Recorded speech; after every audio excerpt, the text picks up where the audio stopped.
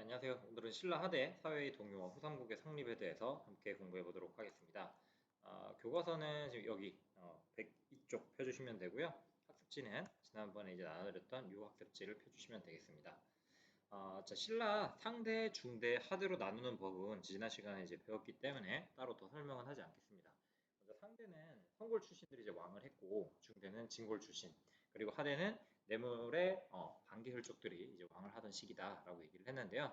자, 요 그 권력 강화와 그리고 여기는 시기의 관계에서 권력이 어떻게 해서 좀 세지고 약해졌는지를 왕 밑에 시중 기억하시죠? 이제 14부 시중의 권한과 그리고 진골귀족으로 이제 대표되는 화백회의의 짱, 그 상대 등의 권력이 이렇게 상대적으로 다르게 나타남을 알 수가 있습니다.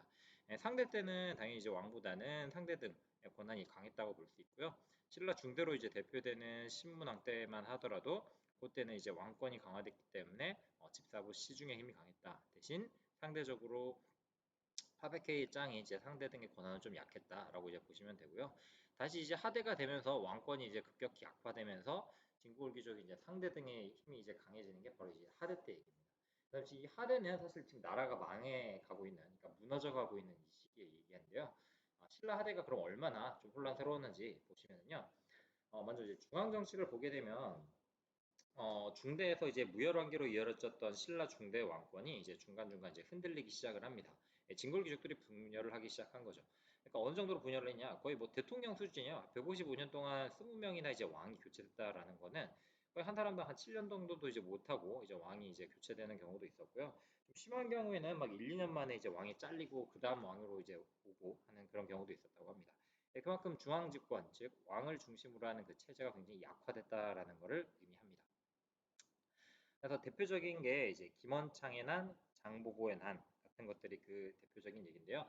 참고로 이 김원창의 난은 어떤 거냐면은 그 무열왕계의 자손인데 이 사람이 이제 원성왕 그 기억하시죠? 그 독서상품권을 만들었던 그 원성왕계 귀족들한테 밀려가지고 김원창의 아버지였던 김주원이 이제 왕위에 오르지 못하자 난을 일으켜게 되는데요. 그걸 김원창의 난이라고 하는데 근데 이게 좀 어, 그냥 난이라고 하기에는 굉장히 좀 컸습니다. 그러니까 이름을 장안이라고 하면서 이제 국호를 장안이라고 이제 내걸고 무려 이제 5곳이나 되는 주와 3곳의 이제 소경, 오소경 기억하시죠? 그 중에 이제 3곳이나 이제 가담을 했다라는 거에서 굉장히 나라가 심하게 크게 흔들렸다라는 걸 알 수 있고요.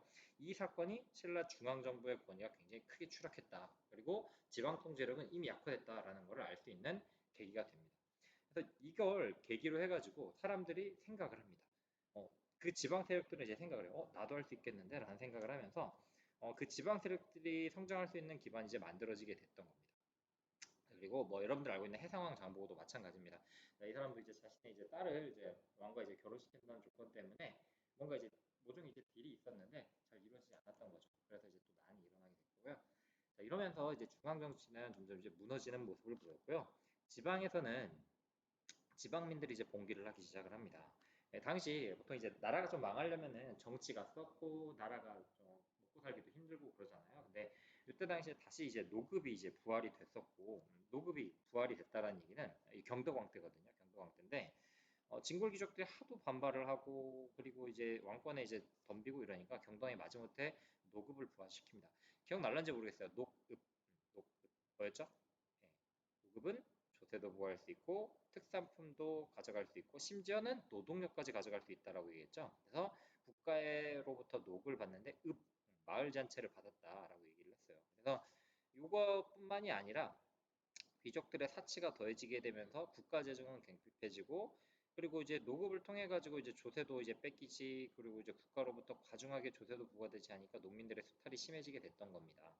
그러다 보니 진짜 기층민들은 죽을 맛인 겁니다. 자연재해에다가 기근에다가 구휼은 제대로 되지 않고, 그러니까 이제 구해준다라는 뜻이에요. 구휼도 제대로 되지 않아가지고 사람들은 이제 배가 고프니 어디 가요?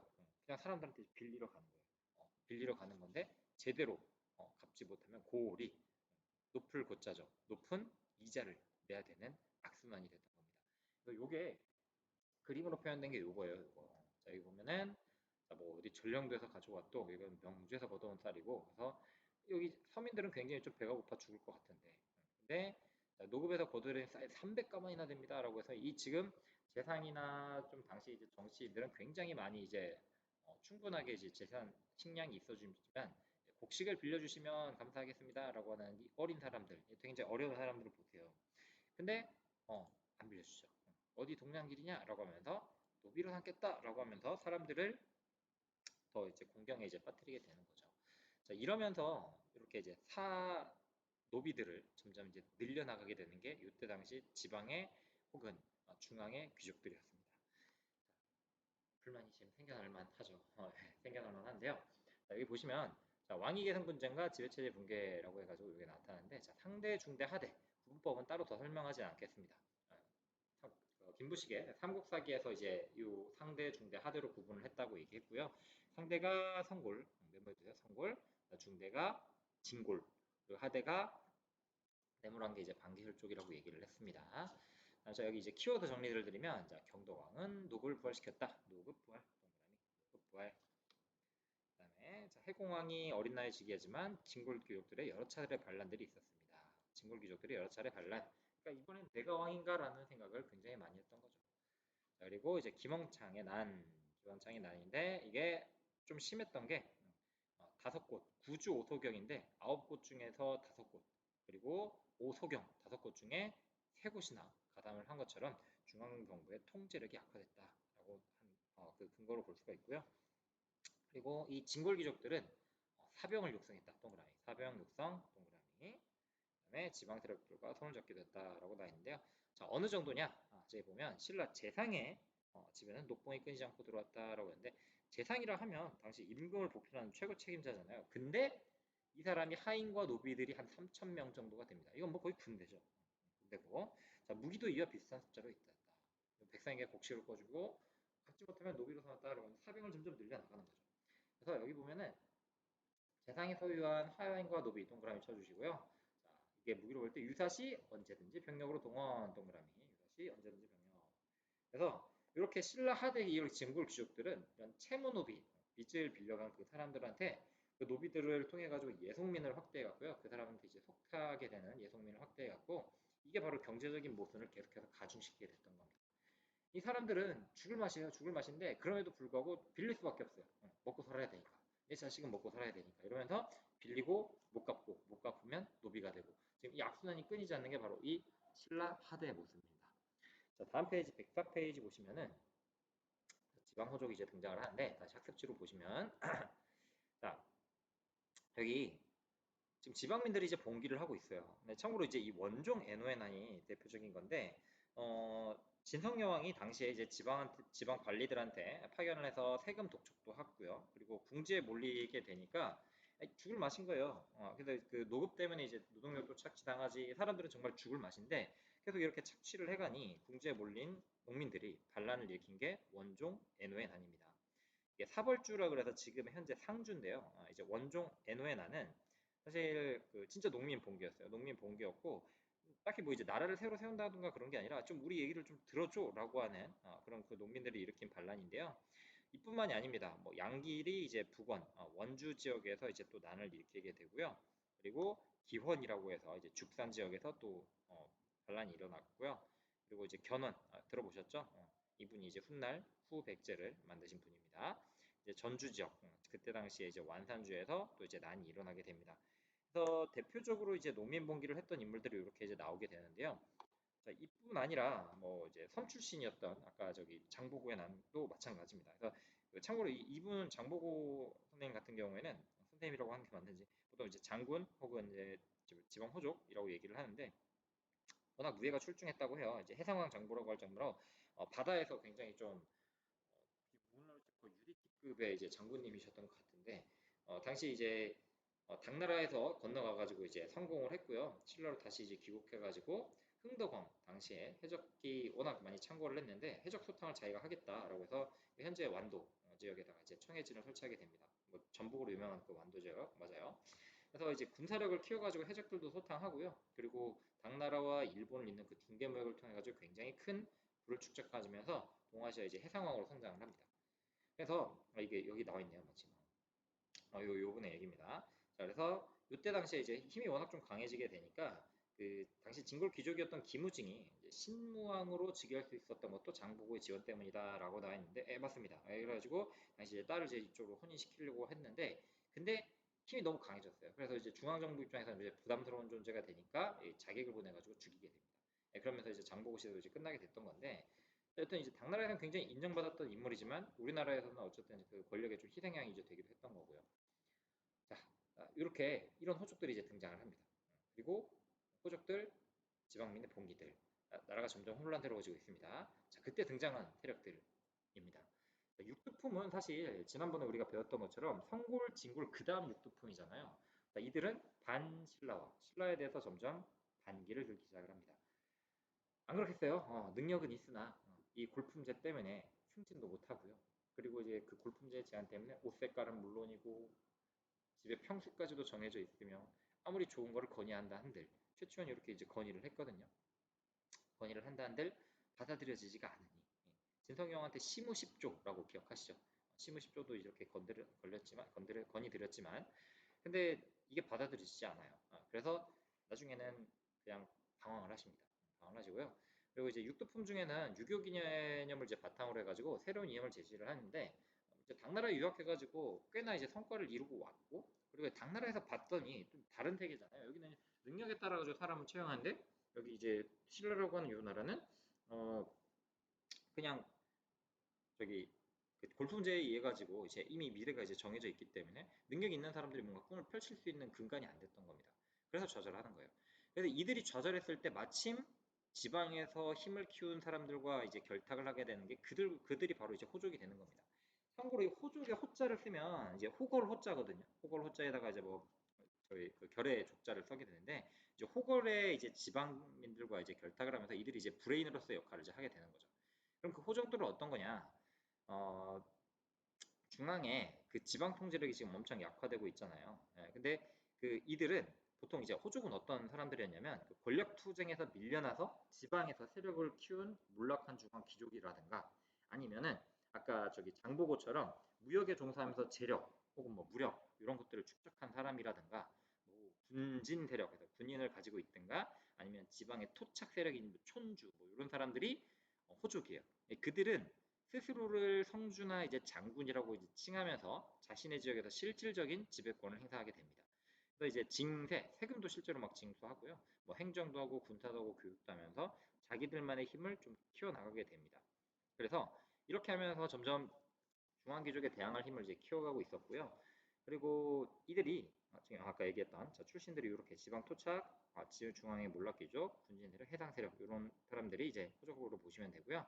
자, 이들이 반독립적인 이제 세력으로서 반독립적인 이제 세력으로서 육두품과 그리고 선종에 힘입어 가지고 성장을 하게 됩니다. 육두품은 알겠어요. 근데 이제 선종이 갑자기 왜 나오냐라고 하는데 자, 이 선종을 좀 간단히 제가 설명을 드리겠습니다. 선종은 있잖아요. 그냥 저기 불교 중에서 선종과 교종이 있구나라고 생각을 하시면 돼요. 불교계에서는 중앙 지역에서는 그러니까 이제 그 왕이 있었던 중앙에는 여전히 이제 교종이 있었던 거라고 보시면 되고요.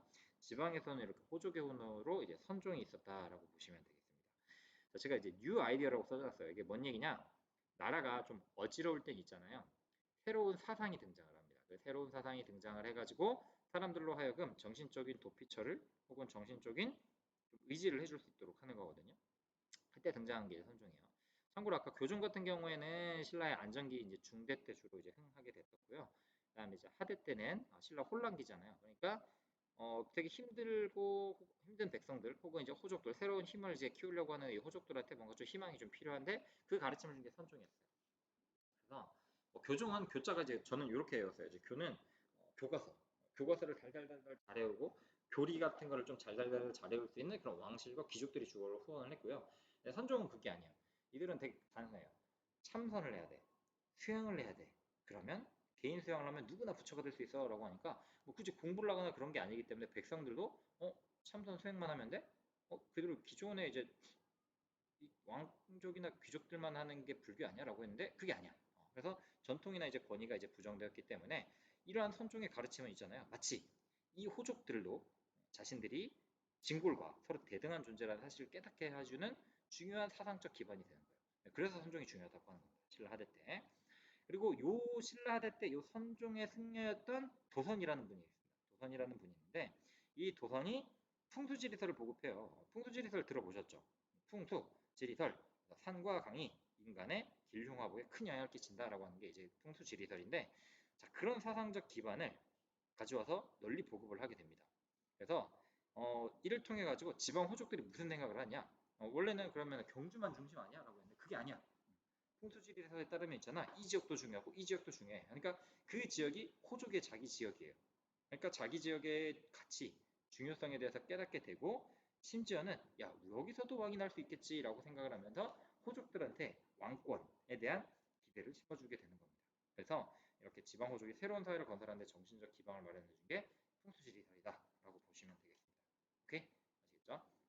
자, 그리고 또 이제 미륵 사상이 또 존재하는데, 자, 사실 이 미륵 사상이라고 하는 건 그 미륵부를 숭배하는 사상인데, 아마 이제 그 미리 이제 공부하신 친구들은 아시겠지만, 미륵 사상은 그거예요. 어, 저기 또 다른 이제 세상을 구원할 미륵. 그러니까 이제 궁예 선생님이 이제 나중에 나오죠. 궁예. 셀프 미륵부를 제가 써놨는데, 누구인가라고 이제 얘기하는 그 이제 코미디의 소재로 굉장히 많이 이제 소개가 되는데요. 새로운 세상을 워낙 염원하다 보니 그래요. 사람들이 워낙 좀 나이가 저기 세상이 어지럽고 이러니까 세상을 구원할 그 미륵이 등장하겠지라는 그런 기대감이 있었던 게 당시 후 저기 하대 신라 하대 때의 모습입니다. 새로운 사상 이렇게 이제 정리를 해두시고요. 그다음에 자 이제 후백제가 이제 보게 됩니다. 지방에 아까 지금 말씀드렸던 것처럼 여러 호족 중에서도 신라에 대적할 만한 나라들을 세우는 것들이 이제 후백제와 후고구려거든요. 그러니까 그 중에 제일 대적할 만한 곳이 같은데, 먼저 이제 후백제의 견훤 같은 경우는 어떤 사람이냐? 신라 이제 분진 장교 출신이다라고 했는데, 신라 이제 상주 지방 출신인데요. 신라 군대 출신이에요. 신라 군대 출신인데 당시 서남해안을 지키는 장교였다고 합니다. 장교 출신인데, 이때 진성여왕 때 이제 농민들이 봉기를 했거든요. 진성여왕 때 이제 봉기를 했는데 그때 당시 그 군인들의 신임을 얻게 됩니다. 그래서 그 군인 내부에서도 야, 이대로는 아닙니다라고 해가지고 신임을 이제 얻게 됐고, 그래서 그 전라도 지역을 기반으로 해가지고 육두품 출신인 최승우의 브레인 최승우를 같이 이제 오른팔로 이제 엮고, 그리고서 이제 후백제를 이제 건국을 하게 됩니다. 그게 이제 전주거든요. 지금의 전주. 완산주의 도읍을 정했다라고 표현을 하는데 그게 현재 이제 전주입니다. 전라도 전주고요.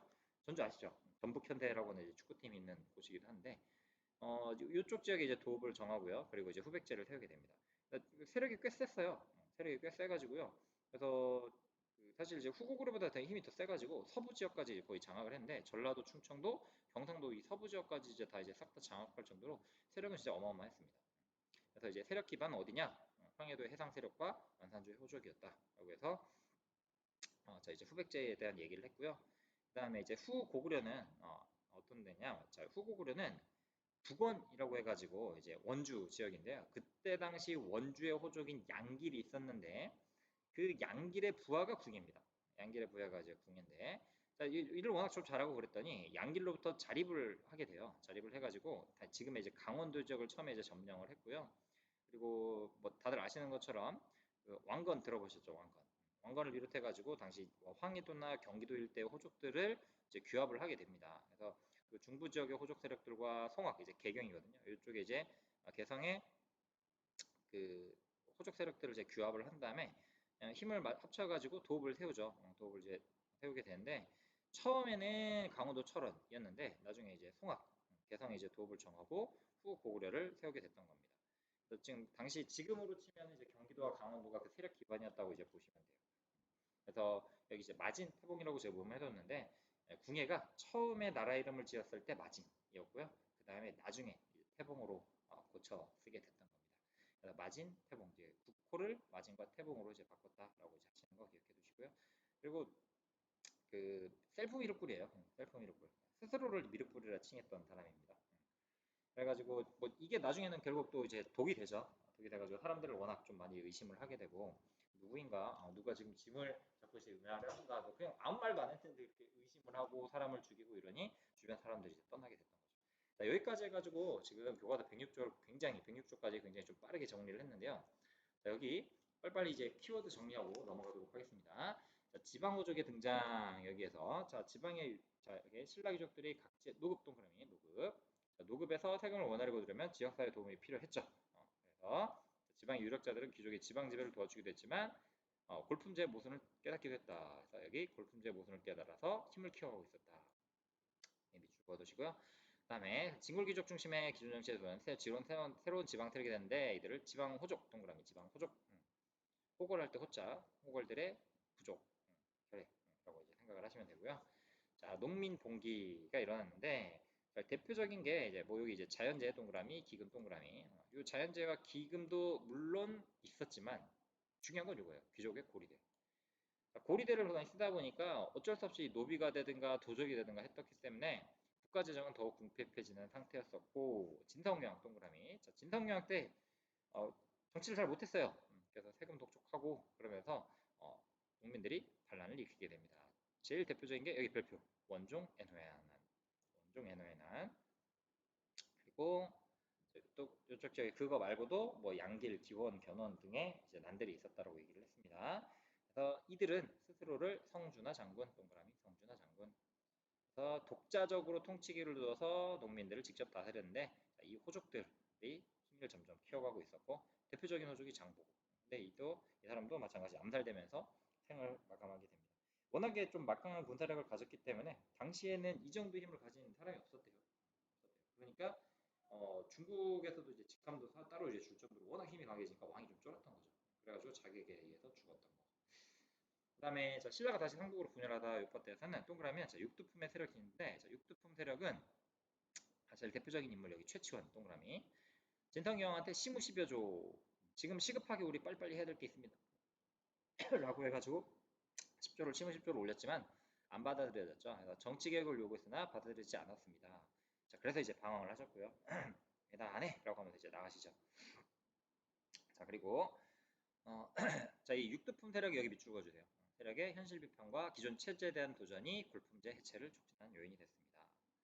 그 다음에 뉴 아이디어, 새로운 사상이 이제 유행을 하게 됐다고 했죠. 그래서 지금 사상이 혼란스러울 때는 항상 새로운 사상이 등장을 해서 사람들한테 희망을 주거나 혹은 안식처가 된다라고 했는데 자, 중앙에서는 교종 여전히 있었습니다. 여기서 얘기하는 중앙이라고 하는 것은 왕족, 귀족 이런 사람들이 이제 교종이었고요.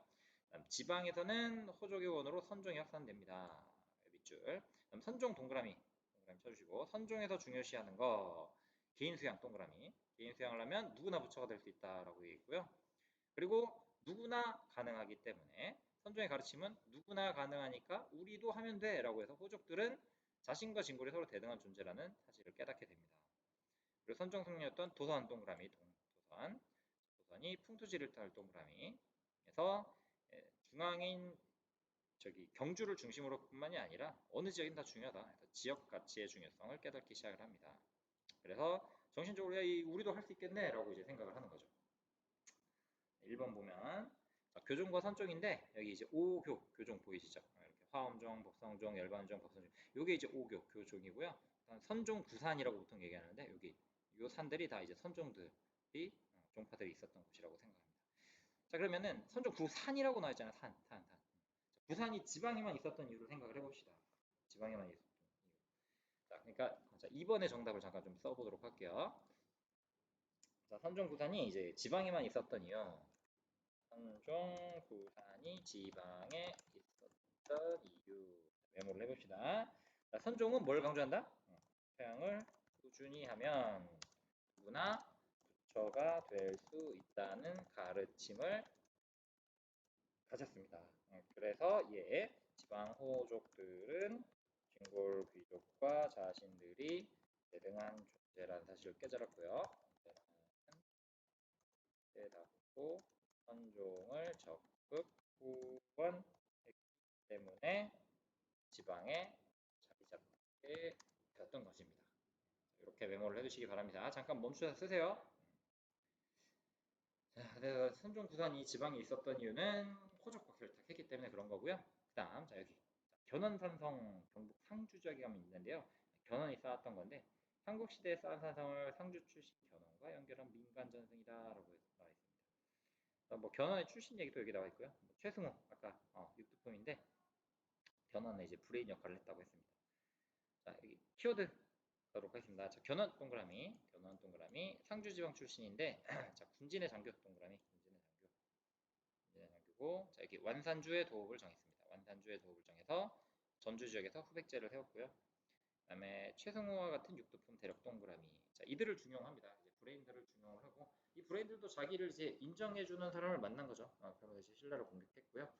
전라도, 충청도, 경상도, 서부 여기까지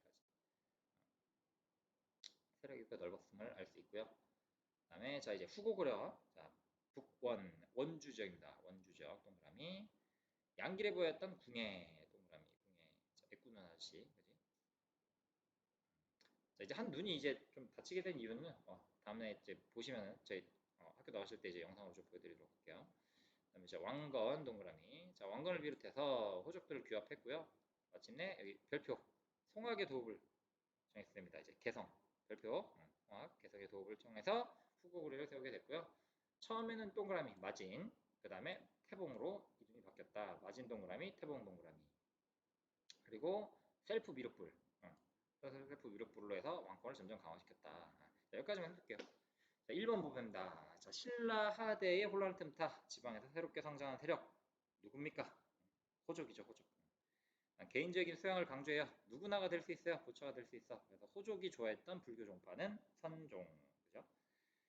다음 사건들을 일어나는 순서대로 나열하세요라고 했는데 기억입니다. 해공왕이 먼저 피살되고요. 해공왕이 그러니까 왕권이 워낙 약화된 거죠. 피살이 됐고 그리고 이제 원종과 애노가 이제 진상명화 때 이제 반란을 일으켰고 이 틈을 타가지고 견훤이 후백제 경국했고 그 다음에 궁예가 후고를 공국했던 겁니다. 길이 리리 이렇게 순서대로 봐주시면 되고요. 그다음에 통일신라의 풍류가 담긴 곳 안압지라고 되어 있는데 이 안압지가 기러기들이 좀 잠깐 머물러 간다 그래서 이제 기러기 안자를 써요.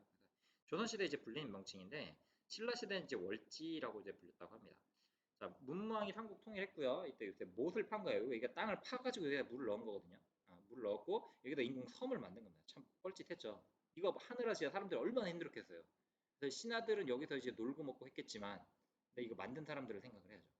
얼마나 좀 사치스러웠는지가 나타나는 게 이건데 자 1번 자 안압지에 14면체 주사위에 어떤 별칙이 있을지 보자라고 했는데 여기 13면체 요거거든요. 13면체 주사위인데 이게 진짜 어마어마합니다. 그러니까 약간 좀 그 뭐라 그러지? 되게 좀 방탕하게 노는 사람들의 이제 전형이라고 하는데 자 먼저 거기 14면체 주사위 어떤 벌칙이 있냐? 그러니까 이거만 그냥 메모만 해도 돼요. 음진돼서 이게 무슨 뜻이냐? 술 한 잔 다 마시고 큰 소리로 웃기.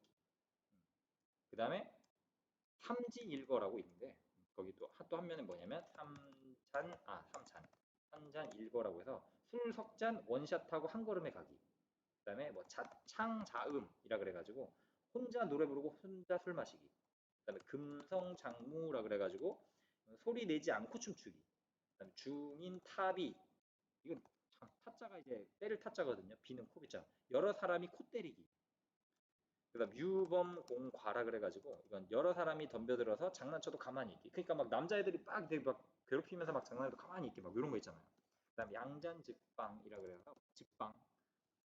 야, 양잔 두 개의 술잔을 빨리 마시기. 즉방 바로 이제 마시기 그런 거예요. 의미청가라고 해가지고 마음대로 사람을 지목해서 노래 청하기. 그다음 너 노래 불러 막 이런 거 있잖아요. 곡비즉진이라 그래서 팔을 구부린 채 술 다 마시기.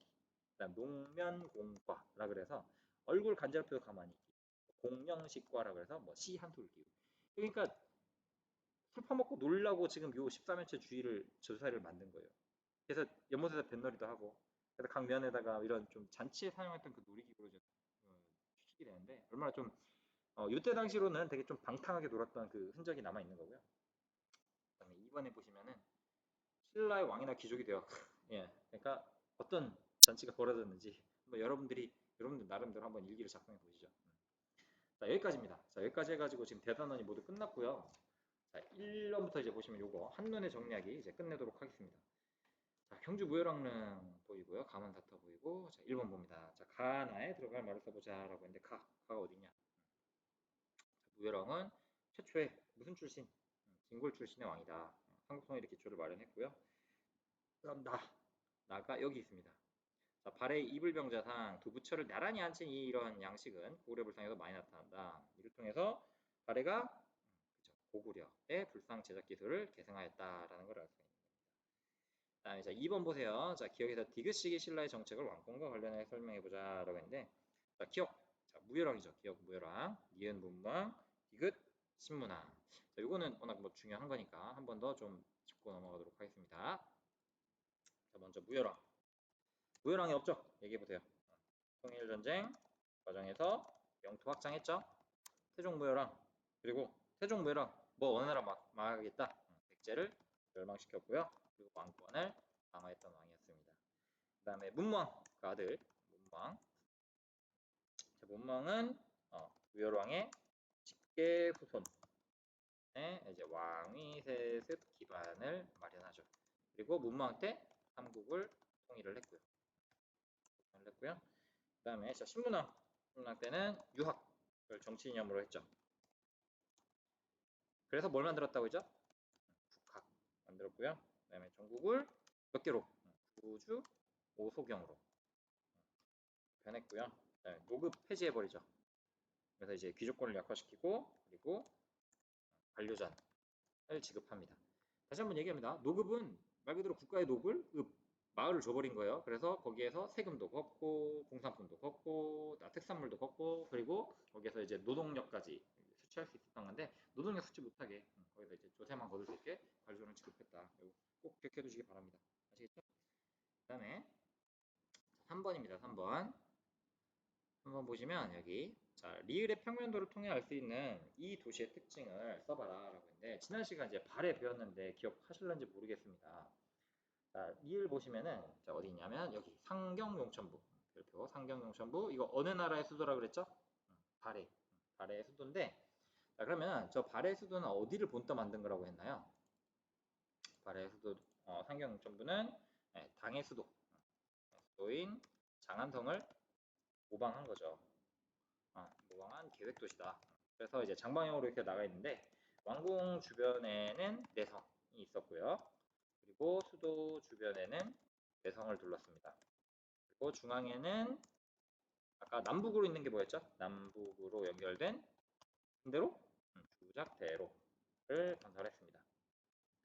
그래서 궁성은 쪽에 구획 되어 있었고요. 그리고 도시 전체는 마치 뭐 같다? 마치 바둑판처럼 반듯하게 정리가 되어 있었습니다. 이 정도 이제 적어주시면 될 것 같고요. 잠깐 멈춰서 쓰세요. 그다음에 4번에 발해 문화가 국제적이었다는 성격을 지녔다는 뒷받침할 수 있는 근거를 찾아봐라. 국제적이라고 하는 거는 여러 나라의 특징들이 많이 나타난다라는 거잖아요. 그래서 4번 발해 문화가 국제적이었다는 것은 뭐예요? 정유공제고 정유공제모 같은 경우는 모주림 천장 구조가 있었거든요. 모주림 천장 구조가 있었는데 이게 어느 나라 거? 고구려 문화가 나타나고요. 그다음에 벽돌 무덤 양식과 벽화의 복식과 화풍 있었는데 이거는 이제 당나라 문화 지금 뜬 거고요. 그다음에 상경 용천부 아까 상경 용천부 같은 경우에는 당의 장안성을 본떠서 만든 거였고요. 그다음에 당 일본 서역 등지에 상인들이 왕래하던 도시도 있었습니다. 그리고 말갈의 토기를 보면 말갈 민족의 이제 토기를 보게 되면 발해의 기층 문화가 말갈족의 문화가 중심이었음을 또 알 수가 있는 거고요. 자, 이렇게 해서 이제 4번까지 정리를 해주시면 되겠습니다. 오케이? 자, 이렇게 해서 지금 교과서 109쪽까지 해서 대단원이 모두 끝났습니다. 좀 이제 쉬엄쉬엄 달려온 것 같은데요. 자, 여기까지 정리를 했고, 그다음 다음 시간에 이제 고려 성립까지만 이제 보고 시험전은 마무리하도록 하겠습니다. 자, 이상입니다. 수고하셨습니다.